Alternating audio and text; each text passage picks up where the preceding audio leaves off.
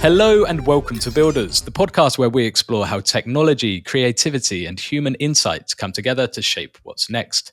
Today's guest is Rocío Bachmaier, CEO at Atlan AI, a company helping startups, scale-ups, and investors turn AI into a genuine competitive advantage. Rocío brings a mix of technical fluency, strategic clarity, with a keen eye for how AI is rewriting the rules of business. She's been vocal about a paradox we're all living in. AI makes it faster and cheaper than ever to build, but that same power is eroding the traditional moats companies once relied on. In this episode, we'll unpack how to stay defensible in an age where anyone can ship fast and everything looks smart. Rocío, lovely to have you join us. Welcome to the podcast. How's it going? Thank you very much. It's going great. I'm very excited to be here, actually. I'm privileged. Lovely to have you here. Before we dive into the big strategic ideas, could you share a bit about your background, what led you to founding Atlan AI? Absolutely. So my background is not really the typical one that you may find out there, because I really started on business side. And I've been switching step by step into, getting closer and closer to tech. So I studied business management back in Madrid at CUNEF University. And then I've been working as management consultant for almost 4 years for the biggest banking groups, telco and energy companies. And I realized that, data, innovation and tech were really my passions. So I moved to Sweden and started working within an industry that's got a lot of data, but perhaps not the limited risk aversion approaches that you need from regulated industries. So retail was my go-to. And there I worked at Business Tech. And in 2018, I came across AI. And back at that time, of course, it was not, flashy large language models. Right. It was machine learning, traditional, if you may call it AI these days. And it was quite quiet in the sense that not that many companies were looking into it or even understanding what it was about, right? I would say that the majority of the business leaders were very, very skeptical about the value that AI could bring into the businesses. And even though you would see a few, in heavy industry players investing more from the robotics and machinery perspective, but the rest of the industries were still quite behind. So I had kind of like an eye-opening moment where I realized that was going to be the future. I got shocked that no one was talking about it, especially on the business end. And I just went all the way down the rabbit hole, basically. I started getting engaged in as many AI projects as I could. Together with a group of fantastic women, we launched Women in AI Sweden. This was 2019, and end of 2019, in order to, reduce the bias, not only within AI solutions, but also the AI industry. There's been historically very little female present, and we wanted to make an impact and change things within the Sweden chapter. So from there, I continued working within tech in different positions. And at some point, I became tech manager for an e-commerce team and realized that tech is many things. And what I really wanted to do was AI. The question was, how do I start working just with AI, right? If there's not perhaps yet the labor market for it, it was super rare to find a position that would be AI owner or a chief of AI. And, coincidentally, within 1-2 months of trying to figure out how to make the change, ChatGPT launched.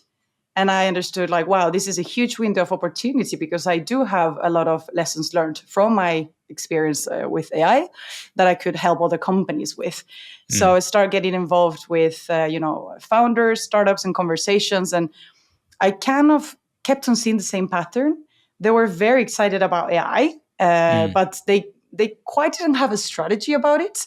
They were just sprinkling AI in different parts of their product, perhaps, or adopting, within the AI champions in the company, usually was the software developers, were using a little bit ChatGPT and testing Cursor and other tools. But it was mostly, adding AI features because of investors' pressure, or even just for branding, in order to call themselves like an AI company. Exactly. Not because it really builds a long-term competitive advantage or defensibility for them in order to win at business. So that's really what pulled me into this work. I launched my own AI consulting and advisor firm, and nowadays I help leaders avoid building those products that are just easy to copy, and instead build something that really creates that value that becomes harder and harder to copy over time. So in short, as I call it, compounding value. And to go on, more towards kind of compounding value, or to talk first a little bit about the death of traditional moats for companies. I believe you've both written and spoken about like the death of traditional moats. Could you unpack that for us? And what do you mean by it? Absolutely. So I kind of had another waking up moment when I realized that product teams were going from launching in a year to, we have a prototype next week. And I noticed that like AI is accelerating companies so much, like output is going at another speed that's like makes it very hard to keep up.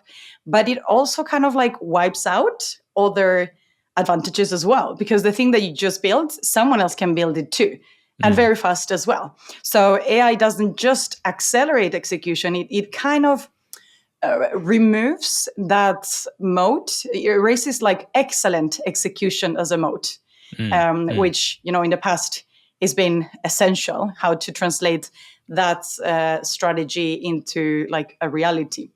And velocity, as in like the speed that you could ship very quickly value to your users or your customers, was kind of rare. Right. So it was a differentiator to be like to get that speed and that velocity. But even though today is still essential to build a business, it's completely changed the game on who can access being so fast. And kind of like the real question nowadays is like, okay, if anyone can build anything, which used to be the traditional mode, like not everyone can, but what makes it different? What makes it defensible? What are you bringing to the table if everyone can execute perfectly on one idea, right? Absolutely. And I think a lot of people, a lot of analysts as well, they argue that, the access to AI infrastructure, whether that's kind of models, APIs, or like data pipelines, it's becoming somewhat commoditized, right? And which just means, it's the same tools are available to everyone. What are some early warning signs that a company's moat is already eroding before it's obvious, for example? I mean, some symptoms that your advantages aren't structural anymore and won't give you like that sustainable advantage are, if you start seeing that your competitors start matching your features or even like your product in 10% of the time for 1% of the cost. That's a very big flag, kind of highlighting, okay, like someone else is able to be as fast on delivering that same value. One example that you've probably heard of is the model DeepSeek, which, took us all completely by surprise when we had like the really big players of large language models such as OpenAI, Anthropic and such building fantastic products, but of course, like at their own pace and specifically at a dramatic cost, right? They've got huge capital invested into developing their products, and they haven't really reached any near the point of profitability. So there comes a new competitor, which is able to provide the same value for the user, but like extremely affordable, and kind of like shaked the market. I remember that like even the stock markets took a hit on the AI value. So it's something that you need to keep in mind, right? Like kind of like watching the market and what are competitors up to, and are you still the fastest in the game? And if not, how can you?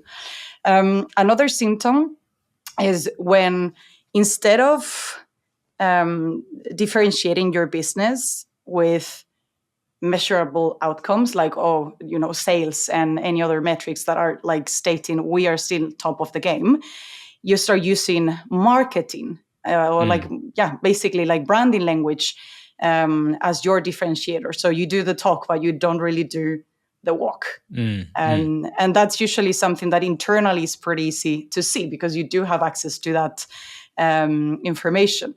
And then the third one, and this I've seen so much, and practically like now with every single AI tool out there, users are asking like, what's the difference between this and, if I go directly to a large language model?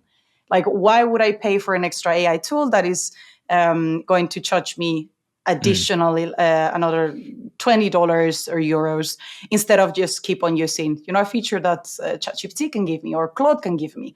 So kind of hearing customers say, hey, we can build this ourselves is like a really, really big sign of that mode eroding. Yeah. And to talk a bit about kind of defensibility, like modes today, when you work with founders, which Atlan AI is, right? How do you help them distinguish between like real defensibility and these features that can be copied in a day, in a weekend?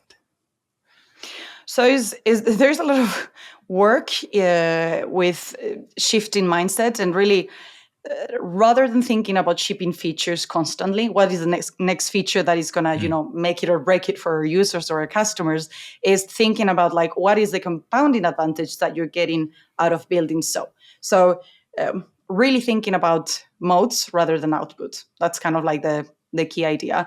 Because if anyone can ship a feature, especially with AI, what makes something truly different and harder to copy is going to be, that differentiator. How fast you build and computing costs are going to be essential. It's not like cost doesn't matter and speed doesn't matter, but it is not on their own that they're going to make you win as a company. So they become a mode when it compounds into, either owning proprietary interaction data that AI can learn from. And when I say interaction data, I make the distinction because, of course, you can have proprietary data that is not accessible to others. Rather, if you look at it as the experience or the expertise data, let's say like, how do waves in the ocean work, right? That's scientific data. So you can have access to that proprietary data, but at some point, it's going to be much easier to access that data because anyone else would be able to, start monitoring, collect the data and get there. But behavioral interaction data is how humans are interacting with your product. Right. And the only way to get there is if you build the product yourself, right? And out of that behavioral data, the data that your product captures from how the users work, where they click, how they decide, how they even solve problems, that's the data that compounds. That's the data that on the long run is going to keep on helping your AI solutions and your product become smarter on their own, and competitors cannot copy. So definitely that, proprietary behavioral data. The second one is ensuring that your tools and your products, they're really plug and play for real. Like they really connect well into the existing workflows that users have, and also like the industry value chain. So there's a lot of legacy, like even startups that are very digital, they still are working today with systems, and they do need to switch if they want to swap one tool for another one. So it's essential to make sure that if you develop a product, you're actually bridging those systems and those stacks. So in the future, when you collect data as well from those connectors, let's say that you use APIs, you've probably heard of like MCPs, which are the equivalent of APIs for AI solutions. Then if you work that modular, then any other business can also plug into your system. And there's also going to be zero costs for your users to switch into your own. So it makes both easy for your product to get started, but it also makes it easy to stick because the whole world of modular opportunities is gonna keep on developing around your tool and is gonna build on top of your value. So you become a piece of that puzzle. And then, I mean, one mode that will always be there, it just looks a little bit different, perhaps over time, is trust. And making sure that, you know, when you build a product, you build trust towards your users. This becomes extremely relevant, of course, if you work rather towards enterprises or public agencies. So security and privacy, you know, are always top of head. Is something that you need to invest if you decide that that's the segment that you want to sell to. Yeah, they're all really, really good points. And, you know, particularly the last point on trust. Do you also think they're like culture, or like, you know, this culture ability to move fast, to make, you know, aligned decisions? Is this also becoming as much as of a moat as, like, you know, the technology itself? Can you rephrase that sentence? Yeah, so like you mentioned trust at the end, also like being this moat. Do you think culture, like a company's culture, their kind of way of thinking, like mindset, you said before, and this ability to move fast, to, you know, aligned in their decisions, is that also as much like a moat as like the technology itself? Yes, absolutely. And I think like over time as well, the further we automate execution, you know, tech takes over execution, the more the human component of any work becomes more and more relevant. So I would say the part of the culture that encourages teams to be curious and be empathic will always be there. Because that's what like set us apart. And at the end of the day, surely you do have convenience and then you want automation. And we see that change, you know, dropping across society, the day we like day to day of how we work and how we live. But we will always crave that human contact, that human connection is essential. And the only way to build fantastic products and businesses is to really understand that those human components, right? Like, what are the users really thinking? What can we learn from them? Like, how can we serve them best? So there's no way that we're making it without the human part. No, exactly. I completely agree. But you've mentioned here, we've been talking a bit about, you know, the strongest advantages coming from, you know, velocity, but also integration, moving fast, but connecting these systems, you know, modular systems intelligently. What is, I'm just interested to hear, like, what does this look like in practice for companies, or like how are you, you know, helping these customers in practice? Absolutely. I mean, touching upon velocity and integration, I would say that velocity means you learn faster than your competitors, right? As I mentioned before, it meant like how fast you were shipping. Today is rather like how fast you are learning out of that like shipping. Because if you don't really learn after like getting that output out, like what's the point, right? So if you learn faster than your competitors, you're basically shipping something that is usable within days, rather than months as it used to be. Testing is something that you do immediately, rather than like, you know, making all these assumptions like, oh, how the user is going to react, or is this something usable? Just like start testing on the go. Like you don't need to invest time on upfront research like we used to do in the past, but rather like get it out there and be willing to, you know, like it's going to fail, but you're going to have like those users that are going to be very, very keen and interested on like using your product, even if they know it will fail sometimes. So testing immediately. And I would say like treating as well that process as a learning loop. All that like shipping out features or developing your product is not something that has like a finish line. You know, it's not like, oh, I built this product, I launched it, and now it's like we're such a good level. There's no way you get there if you don't start and you just like learn out of that loop. So treating that as actual process and not really like a one milestone that you will get to. And one example there that I can give you on, you know, companies that are like today, like they have like top velocity are Anthropic, OpenAI. They do releases on their products every couple of days. That's crazy. That's something that we wouldn't see before, right? No, exactly. And to give you another example of a startup here in Sweden that is called Tandem Health, if you haven't heard about it, is an AI clinician copilot.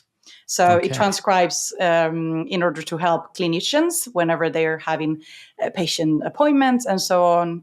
And they went from idea to 1,000 live customers, like live healthcare organizations within months. That's something that's a velocity we have not seen before. No. And when it happens, it wows you, but something that, it's harder to like keep in your head is when you were building your business, how do you get there? How do you get like to that velocity, right? And more of the integration aspects and how you plug in your product and your business with your users and your customers is making sure that you understand the tools that they're already using. Like if the segment that you're targeting, that your users are mostly Google Workspace users, does it really make sense that you're prioritizing Microsoft Office integrations? So really understanding your segment so you plug into what they use, so everything is like seamless, and you also automate across those like systems without asking users to change their behavior. You first get there and then you can help those workflows get better. So also, to give you another example, have you been using AI meeting assistants, Lee? Yes, we have. Yeah. So if you look at those meeting assistants, which are basically a digital scribe for those who have not used them before, it transcribes what is said on the meeting. So then they can generate a summary and then highlights actions, who's responsible, and so on and so forth. So they connect to your own systems, right? They connect to your calendar. They connect to wherever you're storing the data, and basically pulling and pushing data from multiple places automatically. So when you connect, or like you're going to join a meeting, it automatically starts transcribing. You don't have to remember, let's press a button. No, exactly, and then, there's no way that you're missing it because that's already automatically set. It also fetches who are the attendees in that meeting. So they are actually included on the notes. When the meeting is over, you can send them the notes.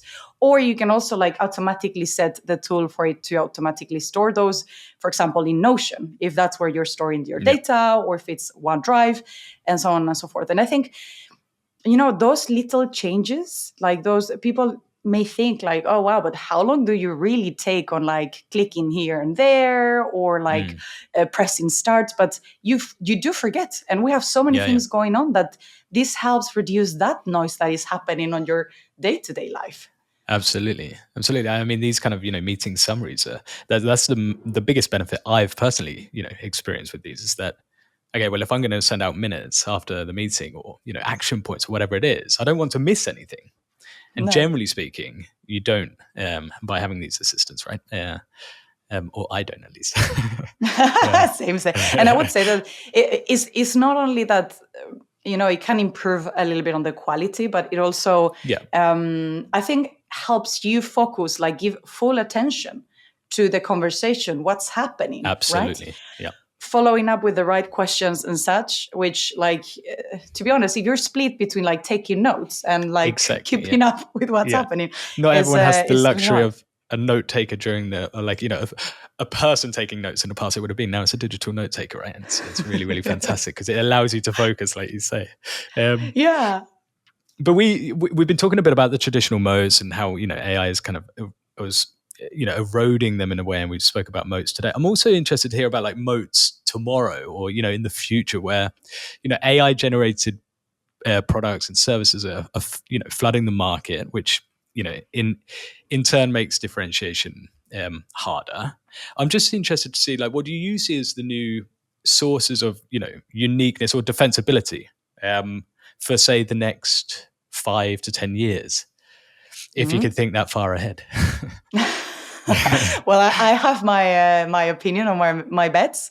I mean, perhaps in the medium run, I'm not sure if it's going to take 5 years, but at least we're going to see that, AI is going to become a commodity. Like the presence and the use of AI across the different products that we use every day is going to be taken for granted, even.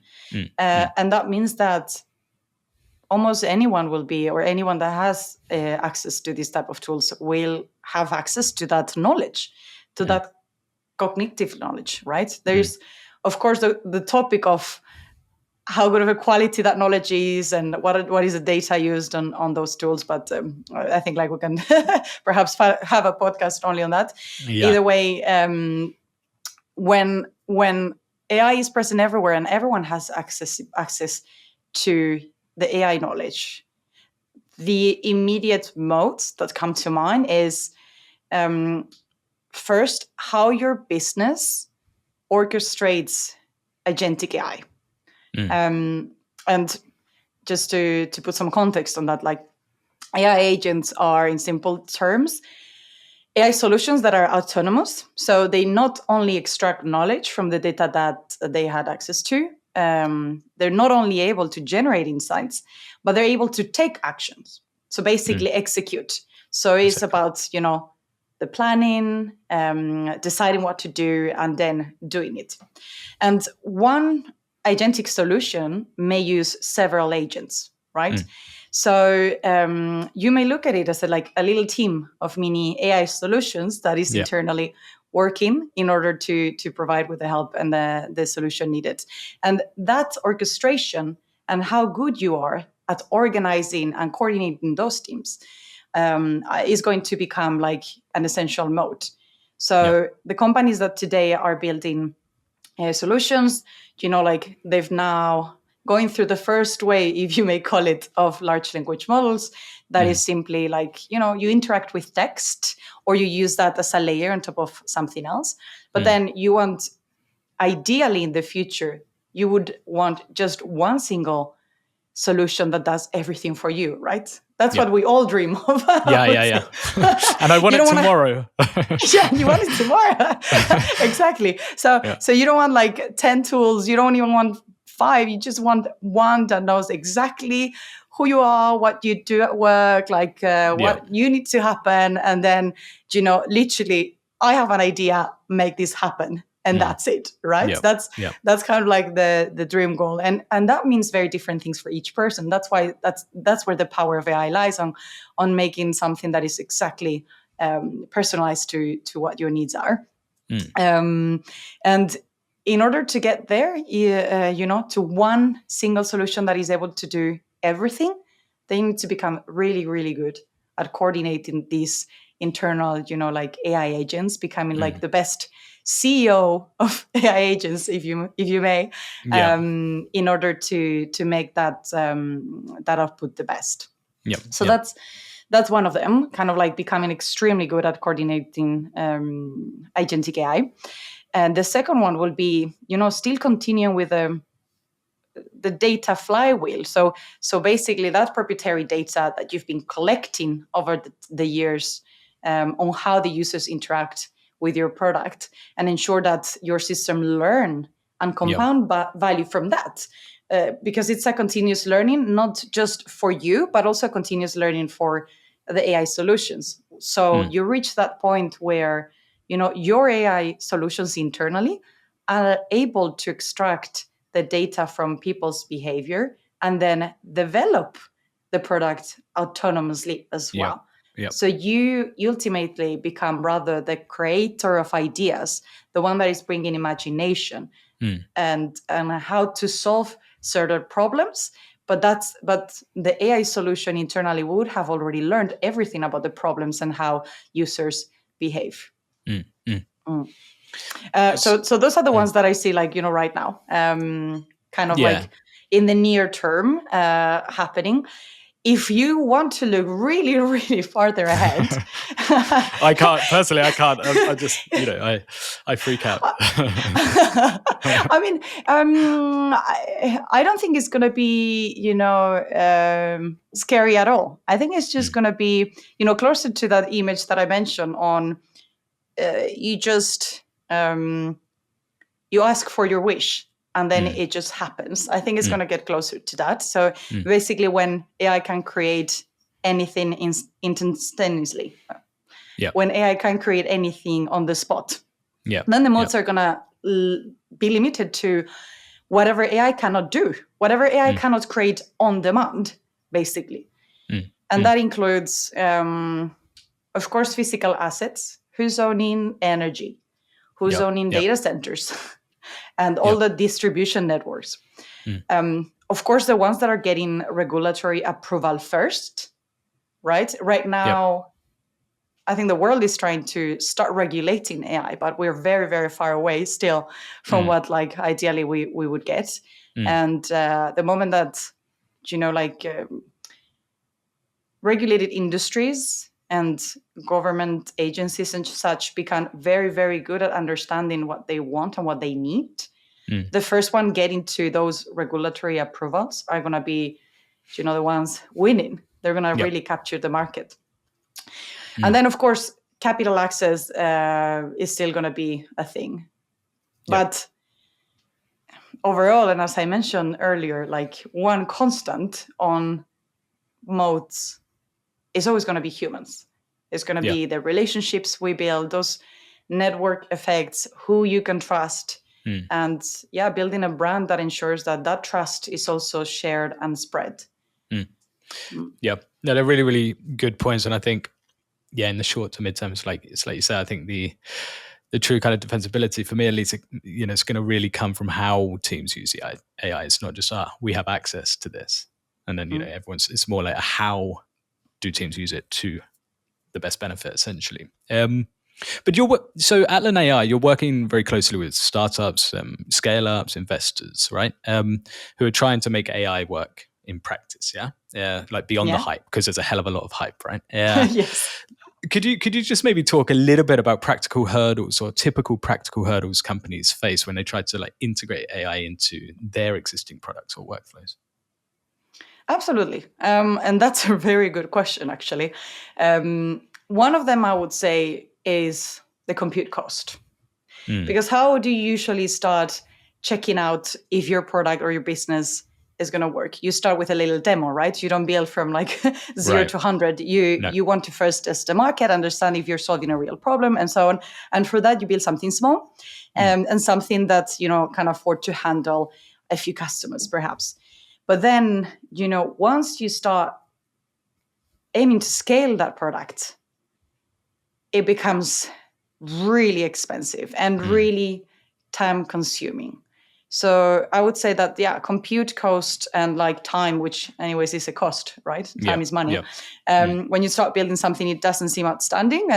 And it's true that people often quite forget how expensive it can get. So definitely cost at scale. The second one, and this is a bit more strategic, even if you may call it, is depending on a single platform, like platform dependency. When you build on someone else's API, right? Let's say that you want to build a wrapper of OpenAI's model. You want to have like ChatGPT on the background, but on the front, you want to deliver a really nice, beautiful experience, because let's say that you really understand the user, and that's where your differentiation is going to come from. That means that they are going to control your margins. They're the ones that are going to collect your data, they're the ones that are going to decide how much to charge for you, and so on. So you have to be very aware that, like, if you build on someone else's, they're the ones that are going to keep control. So if over the long run you want to develop, that moat, that competitive advantage that is built strongly, then you need to reflect about that. How do I become independent? How do I keep the data and keep the costs on me? And you may be dependent for a little while in the very beginning, but then it's good to remind yourself, when is the time, and like when are we ready to actually like do it ourselves? And that should come at some point. And is there also like do you ever face these maybe bigger companies as well that kind of cite integration with legacy systems is like, one of their biggest challenges. Yeah, absolutely, and that is part why the ones building businesses today need to keep that into consideration, because there's a lot of legacy to handle.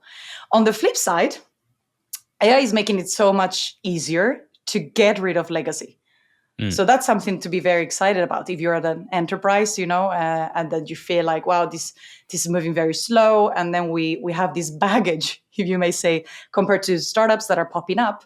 You can leverage the power of AI to explain your existing code base, which is historically been a problem.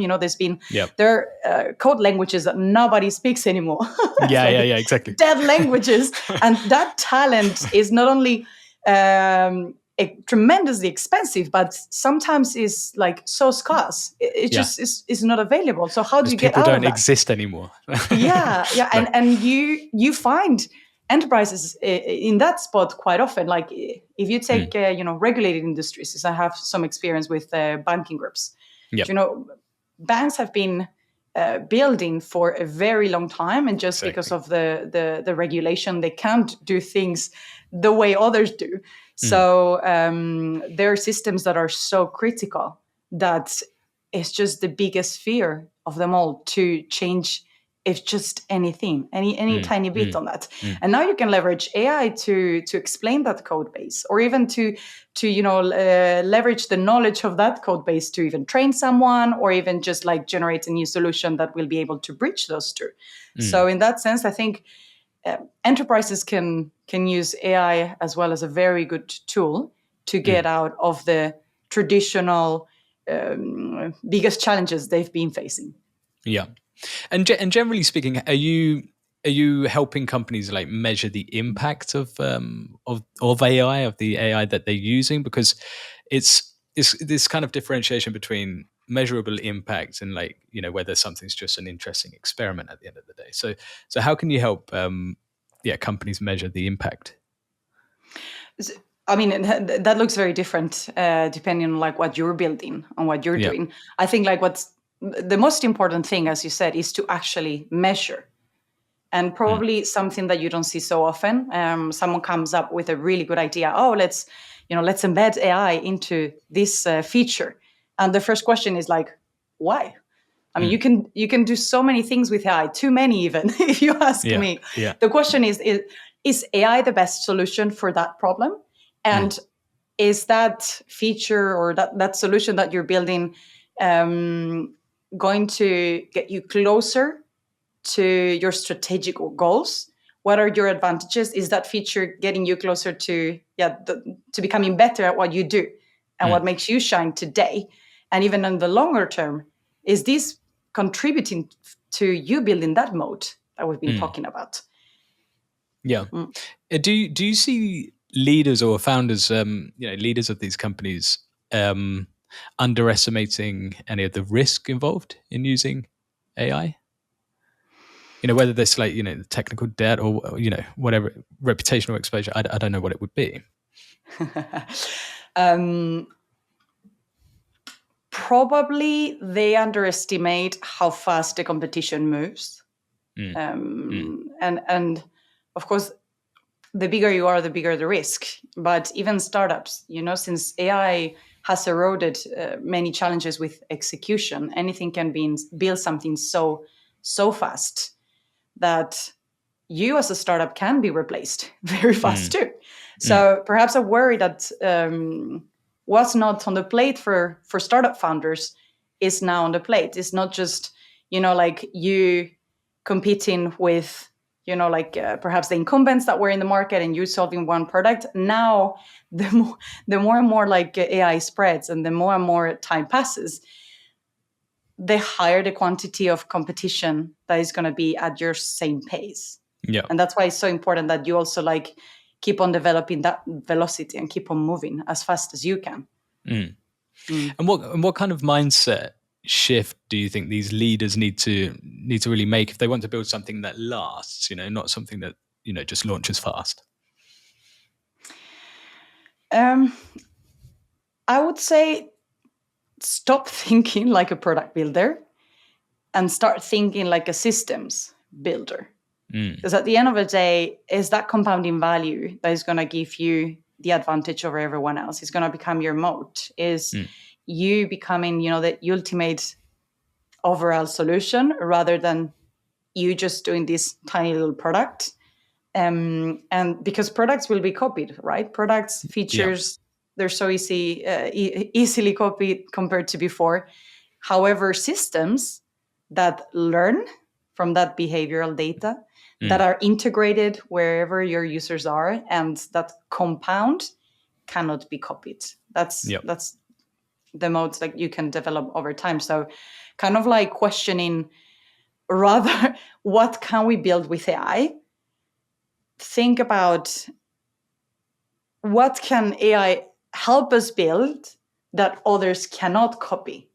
Yep. And then instead of building a little product that is going to perhaps you can grow really big and make it for a year, but then after that, you haven't built really anything that is defensible over the long term. Someone else will copy and your business is gone. Yep. Yep.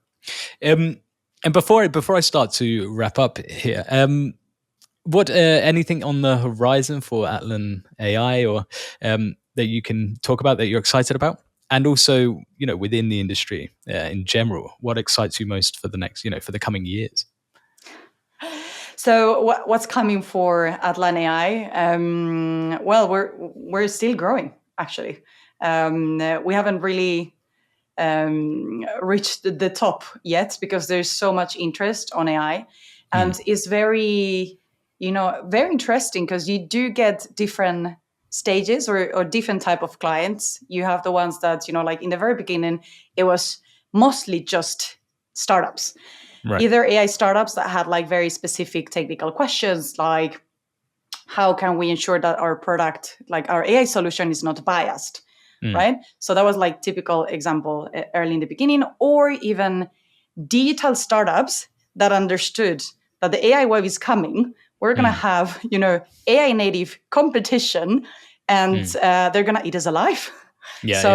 So how do we adopt AI in the best way to make sure that we save costs, we become extremely fast, and we can scale in order to survive in this like next wave of like AI native startups. So that was early in the beginning, and now we actually like broke into the investor segment and understood that like, okay, VCs, they've been for a very long time investing in AI. The AI is not new for VCs, and they do have some knowledge about like, what are the right questions to ask in order to invest and so. But you would rarely see them actually leveraging AI themselves. So it's really interesting. They're actually believing on that technology and want to make bets, but like they have been not the fastest at adopting that. So now we're seeing, like VCs today where we saw startups 2 years ago. And that's basically where we're focusing on right now as well. So you have like these different waves of customers that are at different points of their AI journey, from beginner, all the way to AI native and everything in between. So lots to be done for Atlan AI at this point. And then the second question you asked me, what I'm really excited about within AI. Many things.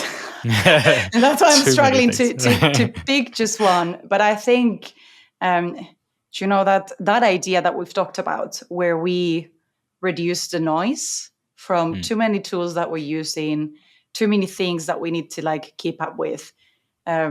So basically AI becoming much better at helping us get focus. Because I would say that's one of the biggest challenges that we've had so far as a society when the digital transformation came, right? We created this world of digitalization that helps us with so much and is giving us so much value. But I think like now we're starting to really understanding the deep consequences of this extra world that we have. One of them being that noise. And we're losing that ability to focus, to, anxiety has like spiked.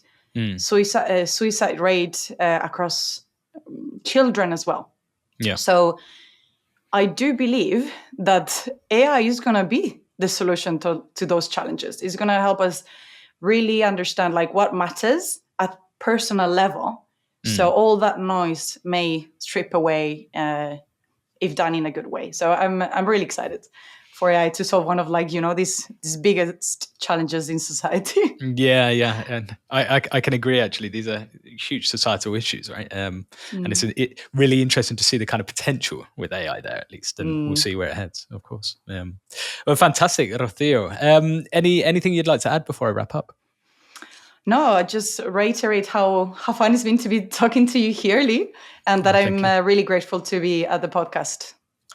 Well, yeah, thank you for such a, I think, rich and kind of thought-provoking conversation. I think your insights have highlighted, underscored that the challenge of AI isn't what it can build necessarily, is how it can be built differently. So thank you so much for joining us.